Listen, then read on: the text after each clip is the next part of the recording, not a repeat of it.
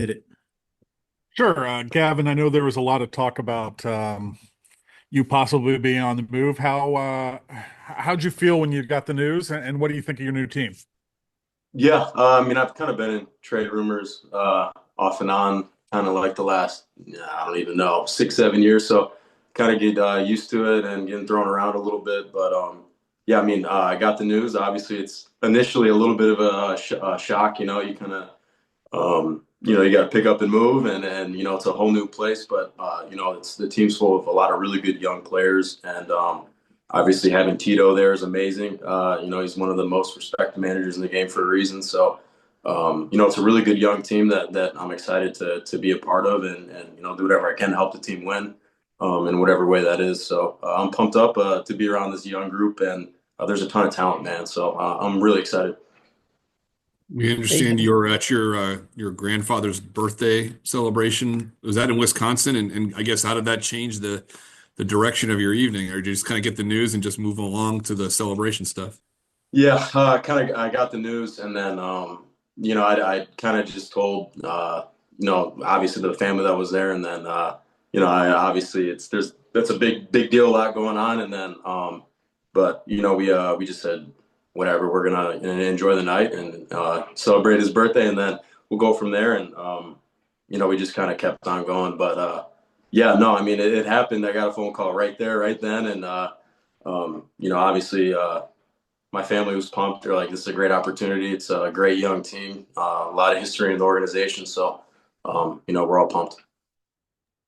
Gavin, for as much as uh, there's excitement moving on, and you've been in the trade rumors as long as you have, you also are with the organization that basically punches its ticket every spring for the postseason, and you've been in won two World Series.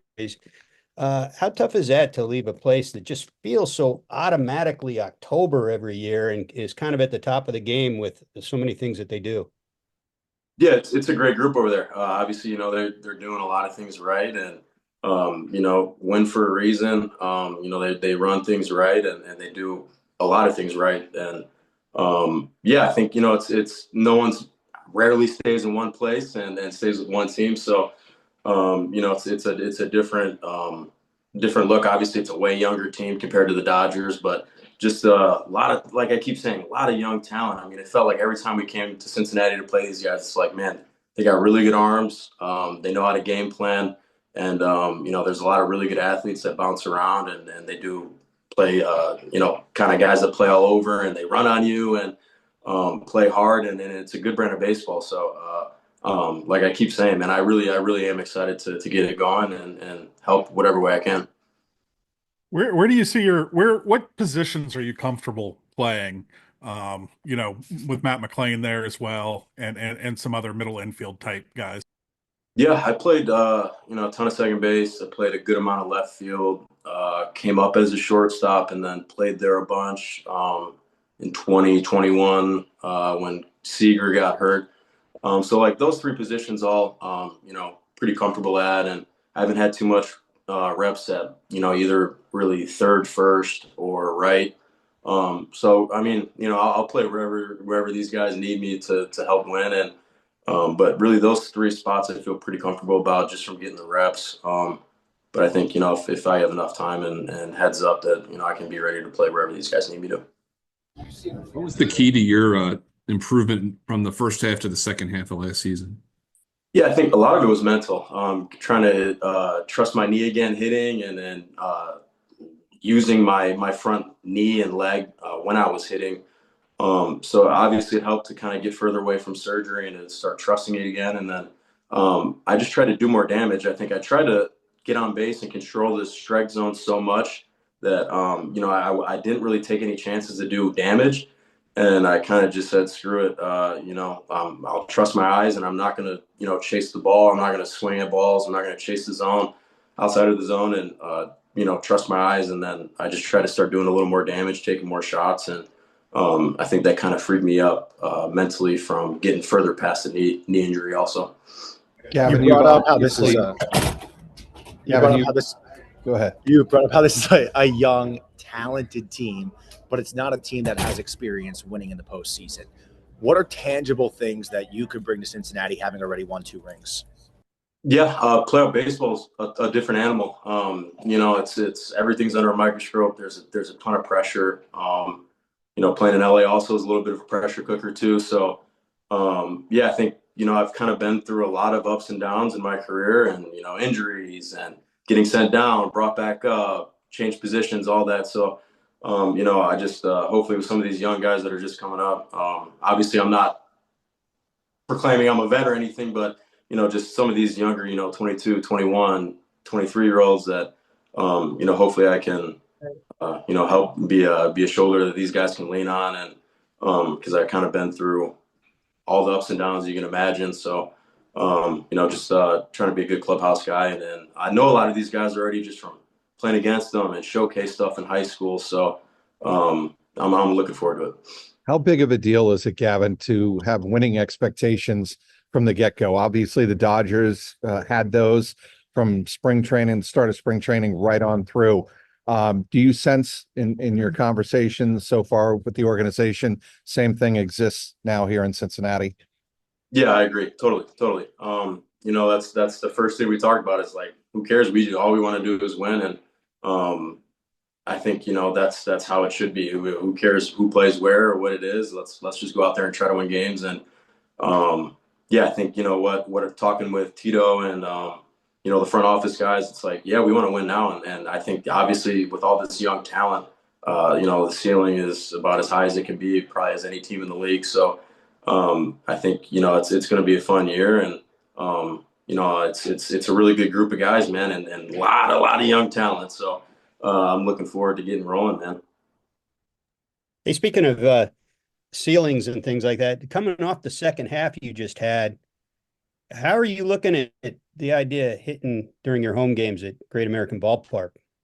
It's a great place to hit. Obviously, I'm not going to try to come in there and hit 40 homers. It's not really my game, but just take quality at bats, get on base, put the barrel on the ball, and do some damage when I can. But it is a really good place to hit, and I think everyone kind of knows that. But as soon as you start chasing, trying to hit pull side homers, it's no bueno. So I'll stay away from that one. You talked about the positions and kind of being willing to wherever they want you to play. And Nick Kroll brought up third base without anybody even asking him, at least taking a look at you there. Can you wrap your mind around that? I mean, is that a place that you have any comfort level at all? I know you've played there once in the big leagues, maybe 4 times in the minors. I don't know what other experience you have.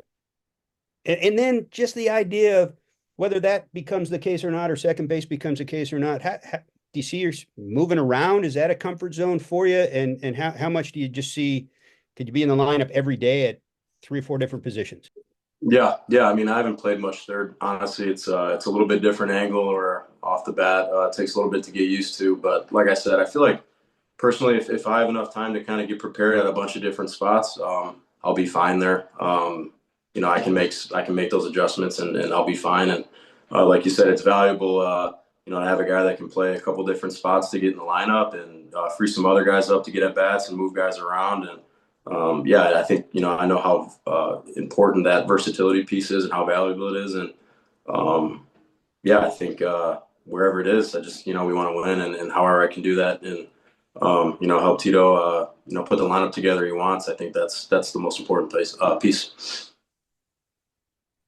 Nick, What was it like playing with a talent like Ohtani, and then you're coming to a team that has a potential talent like that in Dela Cruz? Mm-hmm.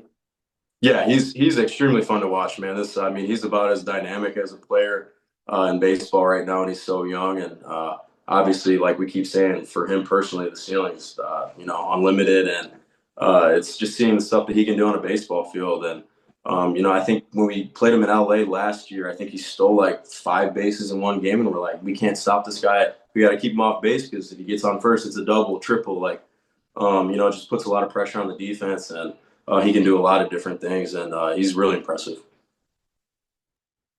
What do you remember most about the postseason last year? Obviously, you played a key role in it, Gavin. Game 4, I guess, against the Padres, and then what you were able to do in the World Series. How important is that to what you bring here to Cincinnati? Yeah, I think like we keep saying, the playoffs are a different animal, and then once you're in it, you totally you understand why everyone says that.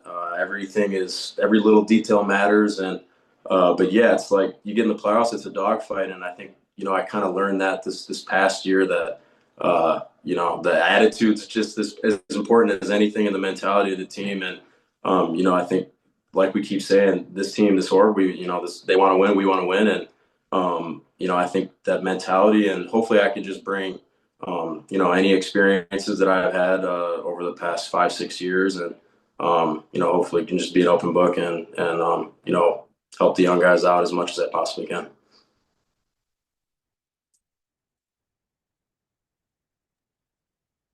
Hey, Gavin, do you live in Wisconsin full time or in the off season? Yep, freezing my balls off, man. Yeah, it's not warmer here. But is there something about going to the Central and knowing that you get to go home twice a year? Yeah, it's great. Obviously, me and my fiance, we get to be around our family and friends a bunch more. Even Cincinnati's 5.5 hour drive, Chicago, St. Louis, all those are really close. And I think that's a part that's pretty cool. Is we're in the Midwest where I grew up, and a lot of my family friends can shoot right down and see me playing. Little stuff like that definitely helps and matters. So being close to home is pretty cool.